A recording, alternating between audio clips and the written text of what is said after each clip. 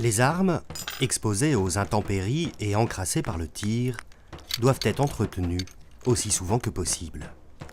Ces opérations, vitales pour assurer le bon fonctionnement de l'arme, sont principalement le changement du silex, le nettoyage du canon et celui du mécanisme.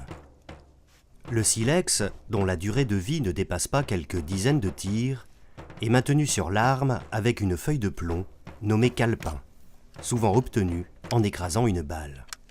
Le calepin vient caler le silex dans les mâchoires du chien, que l'on serre comme un étau.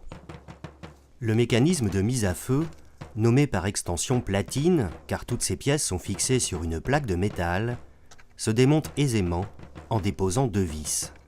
Le système de la platine limite les risques de perte de pièces lors du démontage. Bien ajustées quand elles sont neuves, les platines prennent souvent du jeu à l'usage. L'eau est encore le meilleur moyen de dissoudre les résidus de tir. La poudre noire brûlée forme un dépôt épais qui durcit vite et peut rendre difficile le chargement de l'arme. C'est la baguette de chargement, munie d'un embout pour y fixer une pièce d'étoffe, qui sert au nettoyage. Le silex ajusté et testé, le canon séché, graissé et remonté sur l'arme, le mécanisme propre et huilé, le fusil est prêt à assurer son service. L'arme n'est jamais loin du soldat, qui ne dispose pas en campagne de moyens de transport ou de stockage de son arme. Il doit porter au quotidien cet objet encombrant, long de plus d'1,50 m, pesant près de 4,5 kg, qui vient se rajouter au poids et à l'encombrement de son équipement. En dehors notamment de l'exercice, des revues ou du combat, le soldat porte son arme de différentes façons.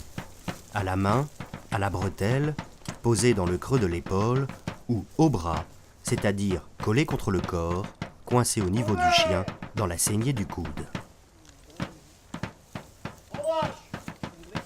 Objet du quotidien autant qu'outil de combat, le fusil tient une place à part dans la vie du soldat, dont il partage le destin, héroïque ou tragique.